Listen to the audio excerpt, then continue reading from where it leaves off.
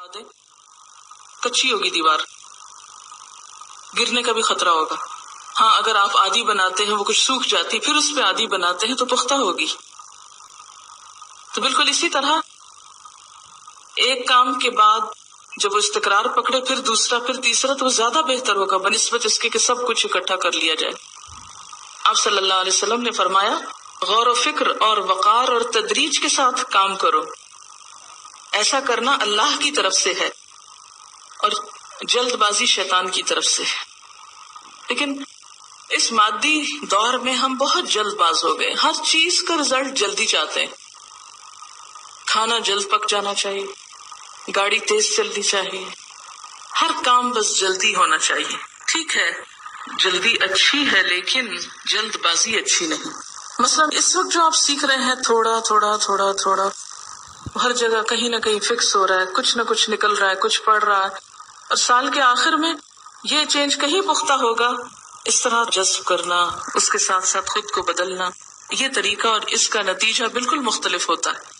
और फिर एक और चीज भी है कि ये बयान करने का मकसद ये भी हो सकता है कि अल्लाह ताला ये एहसास दिला रहा है कि इंसान तू हमारा खास मेहमान है, जिसके लिए अल्लाह ने जमीन और आसमान को इतने दिन में तैयार किया। जैसे आप बताते हैं ना किसी को कि मैं तुम्हारे लिए ये काम इतने दिन से कर रही हूँ, इतने दिन से घर की सफाइयां हो रही है तुम्हारे आमद पे, इतने दिन से तैयारियां हो रही हैं। मसलन जब शादी करके बेटे की लाते हैं तो दुल्हन की आमद से पहले घर की कैसी कैसी तैयारियां होती, क्या क्या तब्दीलियां होती, तो सब एहतमाम किस लिए कि खास मेहमान आ रहा है। अल्लाह ताला ने भी दुनिया में खास एहतमाम किया हमारे आने से पहले, हर चीज इसमें डाली कि मेहमान आ रहा है और उसे किसी किस्म की कोई कमी न हो, न खाने की न पीने की। बाग पैदा किए, जानवर पैदा किए, नहरें बहा दी, हर तरह के रिस्क फरावानी से मुहैया कर दिए, पूरी जमीन को एक दस्तरखान की तरह सजा दिया कि मेरा बंदा आ रहा है। और बंदा आकर शिकवे करता हुआ नहीं थकता। सुम्मस्तवा अलल अर्श, फिर वो अर्श पर कायम हुआ। अर्श क्या है, इसके बारे में हमारा नजरिया क्या है? जैसे इमाम मालिक ने कहा ना कि इस्तिवा मालूम है, वो कैसा है कैफियत मजहूल है, हमें नहीं पता, और उसके बारे में सवाल बिदअत है। आप सल्लल्लाहु अलैहि वसल्लम से ऐसे सवाल हुए ही नहीं और ना आपने ऐसे जवाब दिए, इसलिए कि इसका हमारे अमल से कोई ताल्लुक नहीं।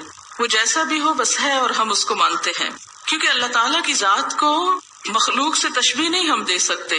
नईम बिन हम्माद का कौल है, जो अल्लाह को मखलूक के साथ तशबीह दे उसने भी कुफ्र किया, और जिसने अल्लाह की अपने बारे में बयान करदा किसी बात का इनकार किया उसने भी कुफ्र किया। यानी अगर कोई कहे मैं नहीं मानता अर्श को, मैं नहीं मानता इस्तिवा को, तो ये भी कुफ्र है। और अगर कोई ये कहे कि अर्श जो है वो फलां बादशाह के तख्त की तरह है, ये भी कुफ्र है।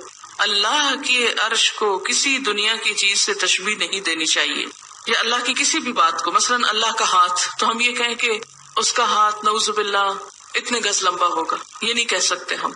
युग़शिल लैल अन्नहारा, ढांपता है रात को दिन पर, यतलुबहु हसीसा, फिर दिन रात के पीछे दौड़ा चला आता है, एक सर्कल चल रहा है मुसलसल। वश्शम्स वल क़मर वन नुजूम मुसख्खरातिन बिअम्रिह, सूरज और चांद और सितारे उसके हुक्म से मुसख्खर कर दिए गए, इंसान के काम में लगा दिए गए। इनमें से कोई भी अपना काम छोड़ के नहीं बैठता, कोई ताखीर नहीं होती।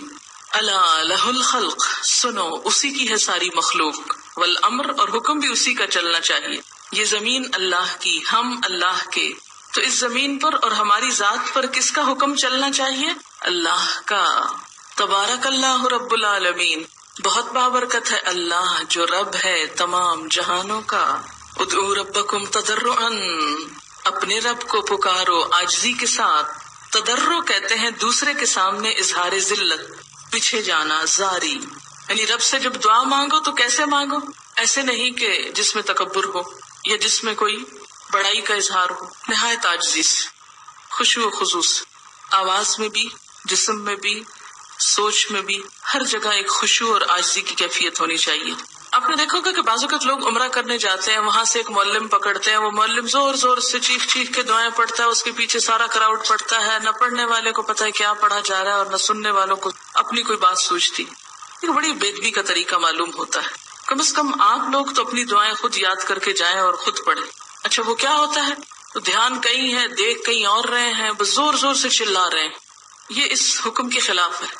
دعا میں کیا ہونا چاہیے؟ عاجزی، سوز، گداز، اپنی بندگی کا احساس، ایک دکھ کی کیفیت کہ پتہ چلے واقعی محتاج ہے. تضرعاً ایک شرط، اور دوسری وخفیتاً چپکے چپکے، جس سے سرگوشی ہو رہی ہوتی ہے اپنے رب سے. حضرت زکریا علیہ السلام کے بارے میں آتا ہے اذ نادى ربہ نداء خفیا، جب اس نے اپنے رب کو چپکے چپکے پکارا، سرگوشی کرتے ہوئے. دعا میں شور مچانا سخت بے ادبی کی بات ہے. اگر عبادت بھی ادب سے خالی ہو جائے تو پھر کیا باقی رہ جاتا ہے؟ اگر اللہ کے سامنے ہی ادب نہیں، کس کا کریں گے؟ تو اس کی بڑائی کو ہی تسلیم نہیں کیا. خیر الذکر الخفی، بہترین ذکر خاموش ذکر ہوتا ہے. وخیر الرزق ما یکفی، اور بہترین رزق جو کافی ہو انسان کو.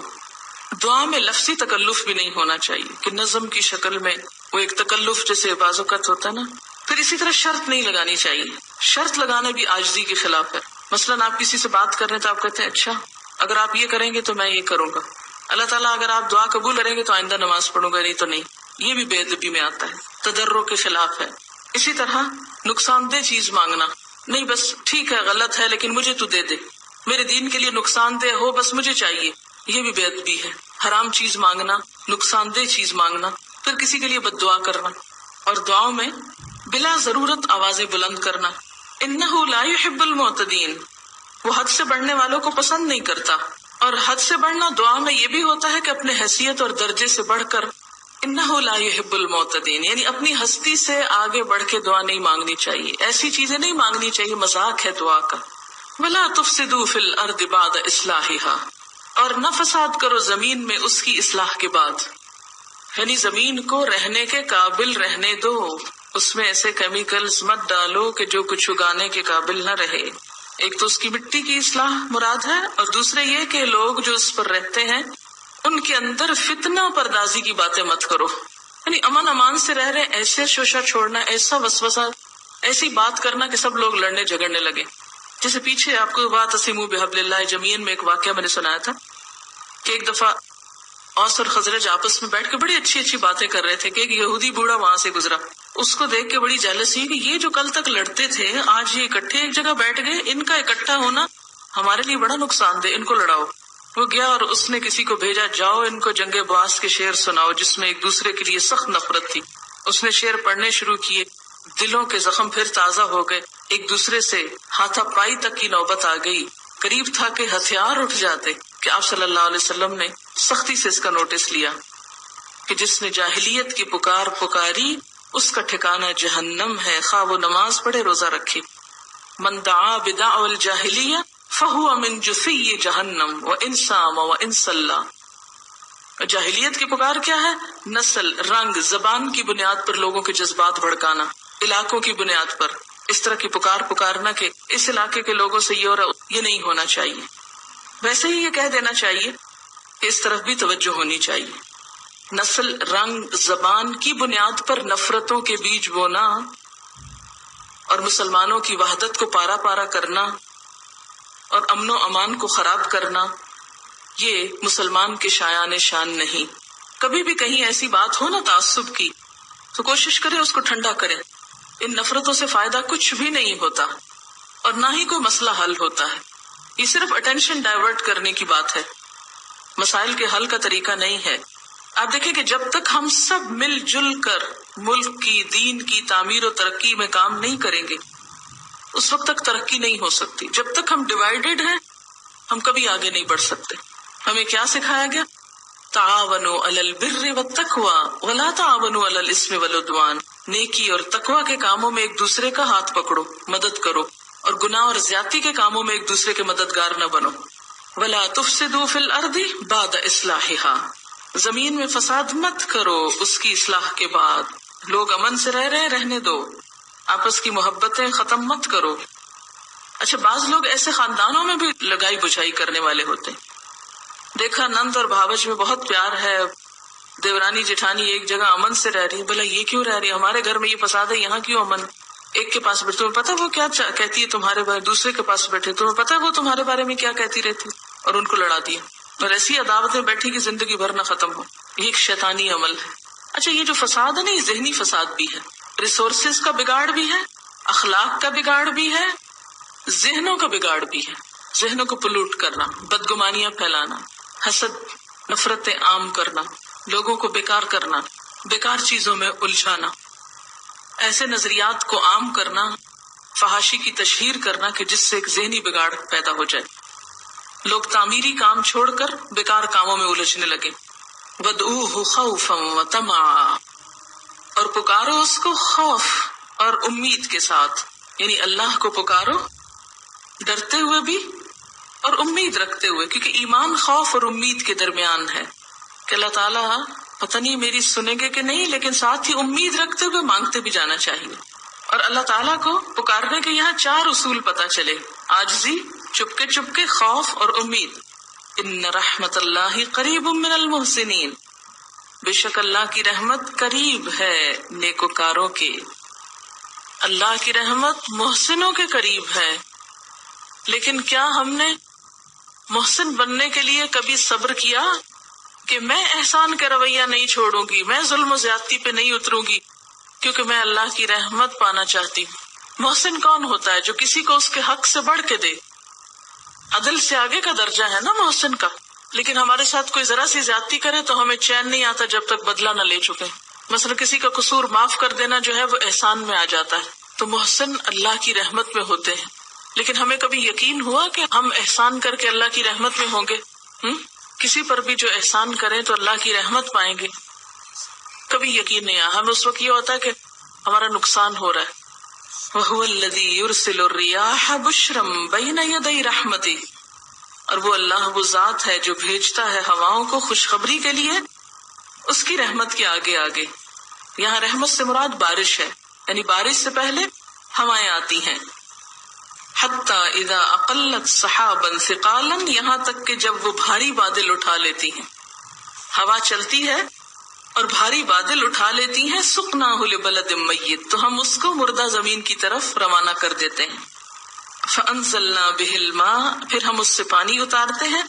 فَأَخْرَجْنَا بِهِ مِنْ كُلِّ الثَّمَرَاتِ، پھر اس بارش سے ہر طرح کے پھل اگتے ہیں. كَذَلِكَ نُخْرِجُ الْمَوْتَى، اس مثال سے سمجھو کہ مرنے والے بھی ایسے ہی اٹھائے جائیں گے، زمین سے نکال لیے جائیں گے.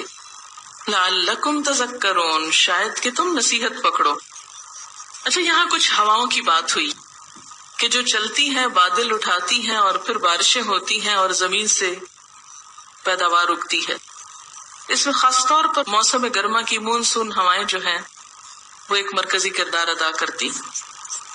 گرمیوں کے موسم میں جنوبی ایشیا میں خلیج بنگال اور بحیرہ عرب کی ہوا سمندر سے خشکی کی طرف چلتی. سمندری ہوائیں ہونے کی وجہ سے یہ آبی بخارات سے لدی ہوئی ہوتی ہیں اور میدانی علاقے شمال کی طرف آتی ہیں اور خوب بارشیں برساتی. ان بارشوں سے خریف کی فصلیں، خاص طور پر چاول کی فصل، بہت فائدہ اٹھاتی اور خوب پھلتی پھولتی.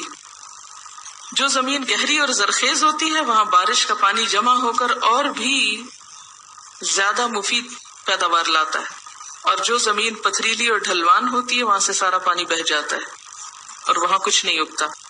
اسی لیے آگے فرمایا والبلد الطیب، پاکیزہ زمین، یخرج نباتہ باذن رب. زمین کی اقسام ہیں، ایسے ہی انسانوں کی بھی اقسام ہیں. زمین کی مماثلت رکھتے ہیں انسان بھی. کچھ لوگ نرم دل کے ہوتے ہیں، اچھے اخلاق کے ہوتے ہیں، اچھی بات سنتے ہیں، چاہے تھوڑی سی سنیں اس سے وہ ان کے اندر خیر پھوٹ اٹھتی ہے. جیسے اچھی زمین پہ چند چھینٹے بارش کے بہت کچھ پیداوار اگا دیتے ہیں، اور جو خراب زمین ہوتی ہے اس پہ تیز بارش بھی ہو تو ساری کی ساری بہہ کے وہ پتھر خشک چٹیل رہ جاتے ہیں. تو ہمیں یہ دیکھنا چاہیے کہ ہم کون سی زمین ہیں. ایک ہے اعلیٰ درجے کی نفع مند جو پانی جذب کر کے خوب سبزہ اگائے. دوسری ہے درمیانے درجے کی جو پانی روک کے دوسروں کو پلائے. اور تیسری ہے بیکار کے جو پانی نہ روکے اور نہ خود پیے نہ کسی کو پلائے، نہ علم پر خود عمل کیا نہ کسی کو بتایا. تو اعلیٰ درجہ کیا ہے کہ علم لیا بھی جائے، اندر تک جذب ہو، اور پھر اس کا فائدہ دوسروں تک بھی جائے. کذالک نصرف الآیات لقوم یشکرون، ایسے ہی ہم پھیر پھیر کے بیان کرتے ہیں آیات کو ان لوگوں کے لیے جو شکر ادا کرتے ہوں. شکر ادا کرنے والوں کے لیے ان نشانیوں میں بہت سے فائدے ہیں. لقد ارسلنا نوحا الى قومه، ہم نے نوح علیہ السلام کو اس کی قوم کی طرف بھیجا. کچھ چیزیں ایسی ہوتی ہیں کہ جو ایک ہی دفعہ قرآن پاک میں آتی ہیں، لیکن کچھ چیزیں ایسی ہیں جو بار بار آتی ہیں، کیونکہ قرآن پاک میں ان قصوں میں تکرار بھی ہے اور بعض جگہوں پر اختصار بھی ہے. اختصار کا کیا مطلب ہے؟ یعنی کچھ جگہوں پر مختصراً بیان ہوئے اور پھر دوسری جگہ پر اس کی ڈیٹیل آ گئی ہے. قرآن پاک کی تفسیر کے بارے میں یہ بات آپ کے ذہن میں رہے کہ قرآن پاک کی سب سے پہلی تفسیر خود قرآن پاک کرتا ہے. قرآن کا بعض حصہ بعض حصے کی تفسیر بیان کرتا ہے. اگر ایک مضمون ایک جگہ مختصراً بیان ہوا ہے تو دوسری جگہ ڈیٹیل میں بیان ہوگا. ایسا کیوں ہے؟ اس کی بنیادی وجہ یہ ہے، جہاں تک قصص کا تعلق ہے، کہ قرآن قصہ گوئی کی کتاب نہیں، کہانی کی کتاب نہیں. کیونکہ جب کوئی شخص ایک کہانی لکھتا ہے تو اس کا طریقہ یہ ہوتا ہے کہ شروع سے لے کر آخر تک وہ کہانی کے سارے اجزاء کو ایک ہی جگہ مکمل کرتا ہے. تو قرآن پاک تو نصیحت کی کتاب ہے، ہدایت کی کتاب ہے، اور نصیحت اور ہدایت کے لیے بعض قصوں کا ذکر کیا گیا ہے، اور جہاں جو بات سمجھانا مقصود ہو وہاں ایک خاص حصے کا ذکر کر دیا جاتا ہے اور دوسرا چھوڑ دیا جاتا ہے، کیونکہ اس مضمون کی مناسبت سے وہاں اس کی ضرورت نہیں ہوتی. دوسری جگہ کوئی اور حصہ بیان ہو جاتا ہے. تو پھر آپ یہ بھی جانتے ہیں کہ قرآن پاک کتاب کی شکل میں نہیں آیا تھا، تھوڑا تھوڑا کر کے نازل ہوا تھا. 23 سال کی مدت میں اترا تھا. اب ان 23 سالوں میں نبی صلی اللہ علیہ وسلم اسلام کی دعوت اور تبلیغ کا کام کر رہے تھے. اس دعوت اور تبلیغ میں مشکلات بہت تھیں. آپ جانتے ہیں کہ نبی صلی اللہ علیہ وسلم پر جب غار حرا میں فرشتہ آیا اور آپ حضرت خدیجہ کے پاس تشریف لائے اور کانپ رہے تھے اور بہت پریشان تھے، تو حضرت خدیجہ رضی اللہ تعالی عنہا آپ کو اپنے چچا زاد ورقہ بن نوفل کے پاس لے گئی. اس موقع پر ورقہ بن نوفل نے کیا کہا تھا؟ یہ وہی فرشتہ ہے جو اس سے پہلے حضرت موسیٰ علیہ السلام پہ آ چکا ہے، حضرت عیسیٰ علیہ السلام پہ آ چکا ہے. اور کیا کہا تھا؟ کاش کہ میں اس وقت زندہ ہوتا جب آپ کی قوم یہاں سے آپ کو نکال دے گی. تو آپ صلی اللہ علیہ وسلم بہت حیران ہوئے. او مخرجیہم، کیا یہ لوگ مجھے یہاں سے نکال دیں گے؟ اس کلام کی وجہ سے مجھے میرے شہر سے نکال دیا جائے گا؟ تو اس پر ورقہ نے کیا کہا تھا؟ جو کچھ آپ لے کر آئے ہیں، جو شخص بھی ایسا کلام لے کر آیا، ایسی بات بتانے کو آیا، اس کے ساتھ عداوت کی گئی، دشمنی رکھی گئی. اودیا کا لفظ آتا ہے، یعنی جو بھی ایسا کرے گا اس کے ساتھ لوگ دشمنی رکھیں گے، اس کی مخالفت ہوگی. اس سے آپ اندازہ لگائیں کہ ابھی تو کسی کو پتہ بھی نہیں چلا تھا کہ آپ نبی بن گئے ہیں، بالکل ابتدا کا واقعہ ہے. اور ورقہ بن نوفل ویسے عرب تھے لیکن عبرانی زبان جانتے تھے، اور دور جاہلیت میں قد تنصرا، نصرانی بن گئے تھے، عیسائی بن گئے تھے، اور وہ کتاب کا مطالعہ کرتے تھے. تو پچھلی کتابوں کے مطالعے سے وہ اس کنکلوژن پہ پہنچے تھے کہ ہر نبی کو ستایا گیا، پریشان کیا گیا، اور اسے اس کی بستی سے نکال دیا گیا، اور اس کو سخت آزمائشوں کا سامنا کرنا پڑا. یہ راستہ آسان راستہ نہیں. حالانکہ ابھی کچھ بھی آثار نہیں، غیب کا علم نہیں جانتے تھے وہ، لیکن پچھلے واقعات کی بنیاد پر یا بنا پر انہوں نے آئندہ کے بارے میں پیشن گوئی کی، اور وہی ہوا. تو جب تک آپ صلی اللہ علیہ وسلم یہ کام کرتے رہے، آپ کی مخالفت ہوتی رہی. اب جو مخالفت ہوتی، جس طرح کی مخالفت ہوتی، اس طرح کے احکامات آتے، آپ کو تسلی دی جاتی تھی. بہت سے لوگ کنفیوز ہوتے ہیں کہ یہ قرآن پاک میں ایک واقعہ 7 جگہ کیوں آ گیا، بار بار کیوں آ گیا، کہیں کچھ آتا ہے کہیں کچھ. اس تکرار کی لوگوں کو سمجھ میں نہیں آتی. تو قرآن پاک کتاب کی شکل میں نہیں آیا، کہانی کی کتاب نہیں ہے. یہ روزمرہ کی زندگی میں پیش آنے والے حالات اور واقعات کے مطابق رہنمائی ہے.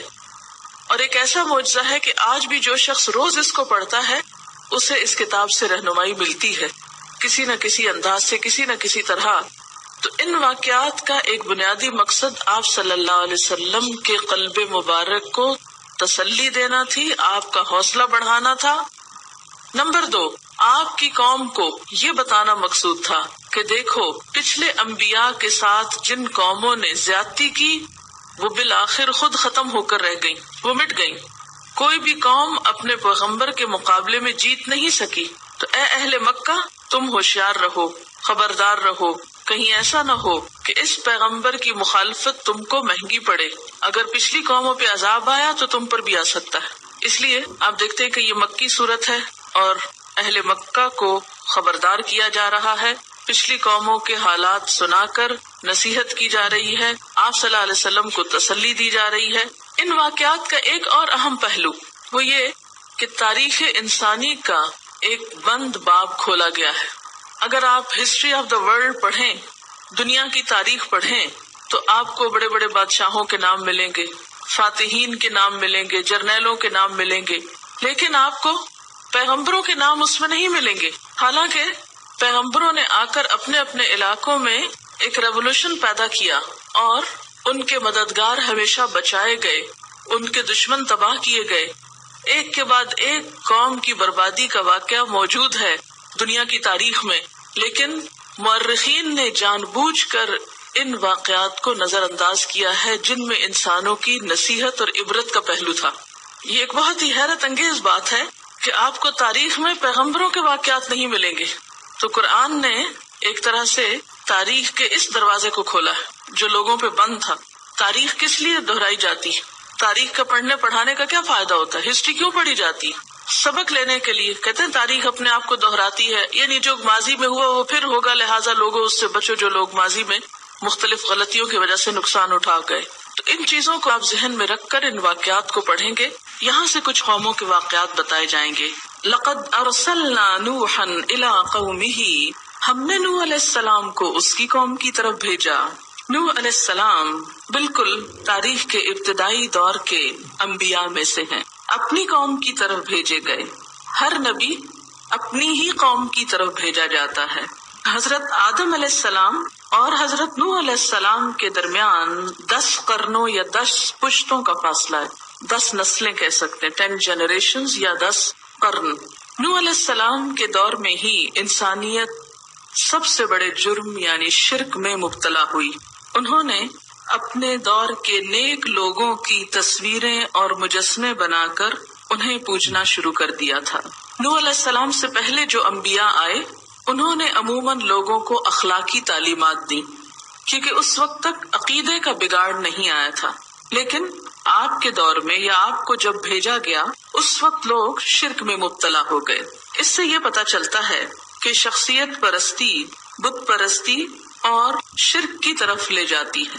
کس طرح کہا جاتا ہے کہ جب ان کی قوم کے کچھ نیک لوگ جن کے نام سورۃ نوح میں بھی آتے ہیں، ود، سواع، یغوث، یعوق، نصر، یہ 5 نیک لوگ تھے، کہتے ہیں ان میں سے جب کوئی فوت ہوتا، خاص طور پر ود کے بارے میں آتا ہے جو سب سے پہلا نیک انسان ان کا فوت ہوا جس کے لوگ بہت عقیدت مند تھے، تو ان کی عقیدت کی وجہ سے، محبت کی وجہ سے ان کا فوت ہونا لوگوں کے اوپر بہت گراں گزرا، بہت روئے دھوئے، ان کی قبر پر بیٹھے رہتے تھے ان کی محبت کی وجہ سے۔ تو وہاں بیٹھے بیٹھے شیطان نے ان کے دل میں خیال ڈالا کہ ابھی تو یہ نئے نئے فوت ہوئے ہیں، ان کی شکل بھی تم کو یاد ہے، تو ایسا کرو کہ ان کی تصویر بناؤ اور اسے دیکھ کر خدا کو یاد کر لیا کرو، کیونکہ انہیں دیکھ کر، کہتے نا نیک انسان وہ ہے جسے دیکھ کر خدا یاد آئے، تو وہ جو نیکی کا اعلیٰ معیار تھے جنہیں دیکھ کر تمہیں خدا یاد آتا تھا، اب ان کی تصویر دیکھ کر خدا کو یاد کیا کرو۔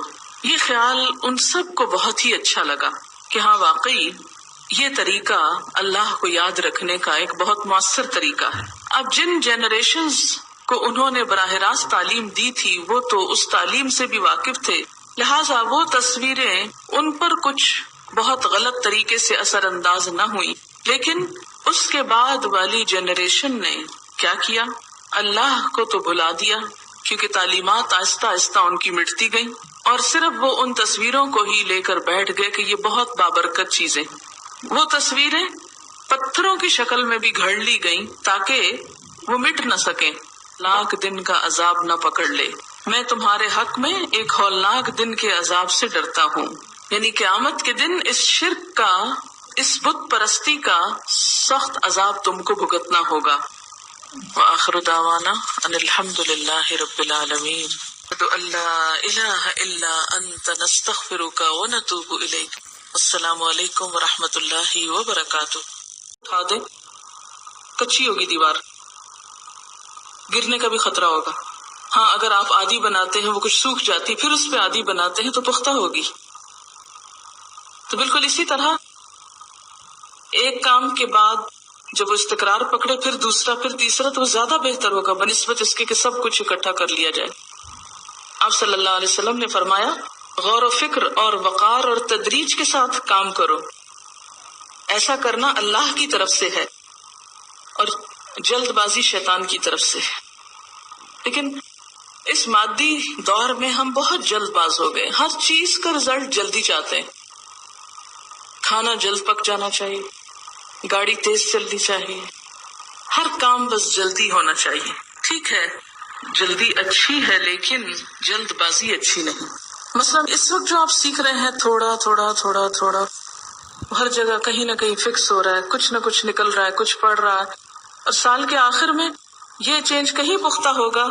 اس طرح جذب کرنا، اس کے ساتھ ساتھ خود کو بدلنا، یہ طریقہ اور اس کا نتیجہ بالکل مختلف ہوتا ہے. اور پھر ایک اور چیز بھی ہے کہ یہ بیان کرنے کا مقصد یہ بھی ہو سکتا ہے کہ اللہ تعالیٰ یہ احساس دلا رہا ہے کہ انسان تو ہمارا خاص مہمان ہے، جس کے لیے اللہ نے زمین و آسمان کو اتنے دن میں تیار کیا. جیسے آپ بتاتے نا کسی کو کہ میں تمہارے لیے یہ کام اتنے دن سے کر رہی ہوں، اتنے دن سے گھر کی صفائیاں ہو رہی ہیں تمہارے آمد پہ، اتنے دن سے تیاریاں ہو رہی ہیں. مثلا جب شادی کر کے بیٹے کی لاتے ہیں تو دلہن کی آمد سے پہلے گھر کی کیسی کیسی تیاریاں ہوتی، کیا کیا تبدیلیاں ہوتی. تو سب اہتمام کس لیے کہ خاص مہمان آ رہا ہے. اللہ تعالیٰ نے بھی دنیا میں خاص اہتمام کیا ہمارے آنے سے پہلے، ہر چیز اس میں ڈالی کہ مہمان آ رہا ہے اور اسے کسی قسم کی کوئی کمی نہ ہو، نہ کھانے کی نہ پینے کی. باغ پیدا کیے، جانور پیدا کیے، نہریں بہا دی، ہر طرح کے رزق فراوانی سے مہیا کر دیے.